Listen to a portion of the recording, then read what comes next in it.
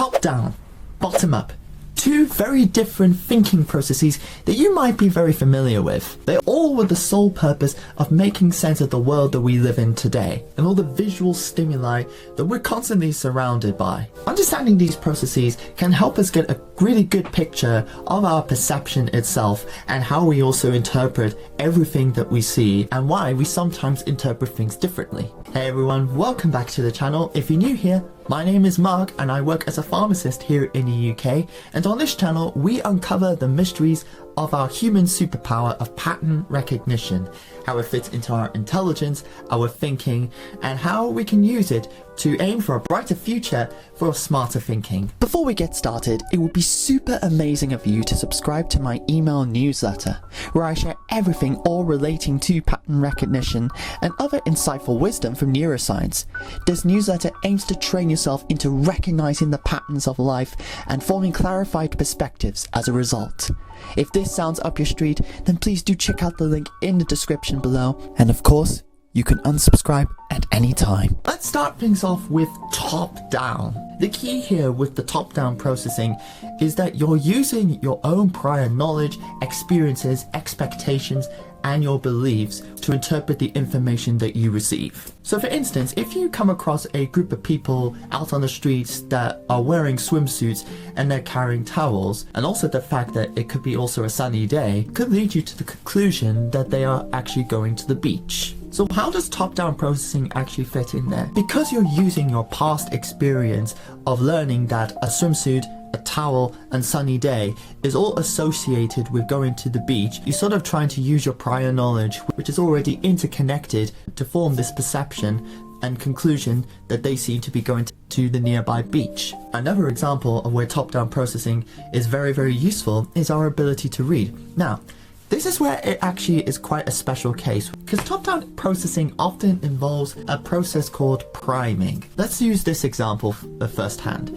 So first off, let's take the word read. Now, as you probably know, there are two ways you can actually interpret this, and this is where the top-down processing comes in, using the language and the context of the information. That's what it takes into account when it comes to prior knowledge. So for instance, it could be pronounced read, as in the case of the present tense, or read in terms of the past tense. But there comes a point in the situation where the phenomenon of priming comes in. But now let's remove one of these letters from this word. Say for instance, the A. So you're left with R-E blank D. Now, whatever letter fills in that gap, it can be any letter that we all seem to know from our previous knowledge of the English language. So if we happen to see a book, the word we have in front of us would be spelled read, with the A now reappearing. But now, instead of a book, we have a clarinet. That letter is going to be E, spelling read,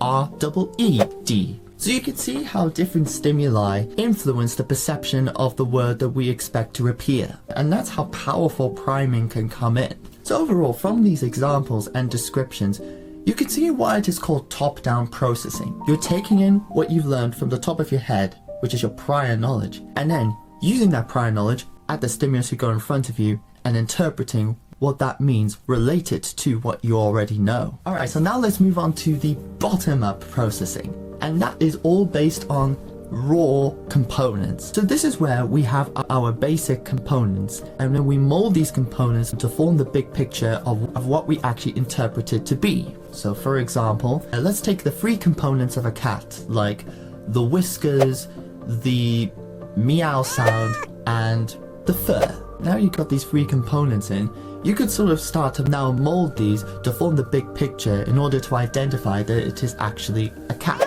And this actually just pointed out to me, I don't know if you were born in the 90s or maybe in the early 2000s, for any of you out there. I don't know if you've watched, I used to watch this children's show called Blue's Clues. And basically, what each episode does, they sort of have three clues, three little components, and the presenter there, they sort of try to figure out what is actually the big picture out of these three clues that Blue, the dog, has just placed on there. I know, a little bit of nostalgia there, but hey ho. So now you can see why this is called bottom-up processing. Using a raw piece of data and then connecting it to other components and building it up all the way to the big picture. Now, both top-down and bottom-up processing are both very powerful techniques, and we actually experience these day after day unconsciously or throughout. They actually work dynamically together. I would say to first start off, you want to try starting off the bottom up, because if you start with the top down, you could end up falling into cognitive biases because they're all based on your prior knowledge, and your prior knowledge is quite fallible. You don't know if it needs to be correct. So if you start off with bottom up, then you can see how they connect well, getting out the key points and the details, and then if it clicks with you and you get to your prior knowledge, then you can start painting the holistic picture. And that could be a thinking tool that you can use whenever you're strategizing what your teammates are saying, not from your personal beliefs or expectations. Another thing to do is just to be very open-minded. And when it comes to being aware of your own thinking, that is probably the 20% that's going to give you 80% of the results. Once you start learning about your own self and how you think, then you've actually unlocked it. So props to you for doing that, and also extra props for clicking on this video. And specifically with being open-minded, you're now allowing more bottom-up processing to come in, and this helps reduce the cognitive bias of relying just on your prior knowledge to get through things. And finally, another point that you can probably implement is to use active listening. Active listening, as you can tell, is more than just mere hearing and listening to your teammates. Active listening is where your full concentration lies. It involves taking in the information and whoever you're listening from, and that's when the deeper processing comes in and finding out your relationship to actually fully understand what is going on without any cognitive bias obstacle getting in your way.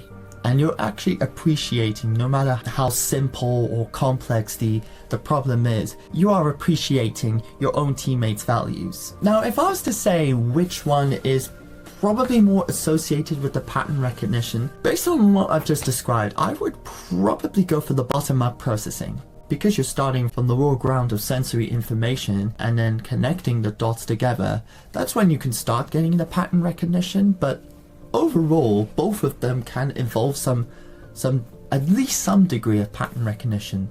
But I would say bottom up has probably the bigger approach to it, because you have more opportunity to do so at a much healthier level before you can get into the top-down processing, which we just discussed. But I hope it can give you a nice, clearer picture on what bottom-up and top-down processing is all like. Thank you so much for watching this video. Do let me know in the comments what you think about these two processes and the thinking strategies that you use to influence your perception in a healthier way. As always, thank you so much for watching, and I'll see you in the next video. Bye guys!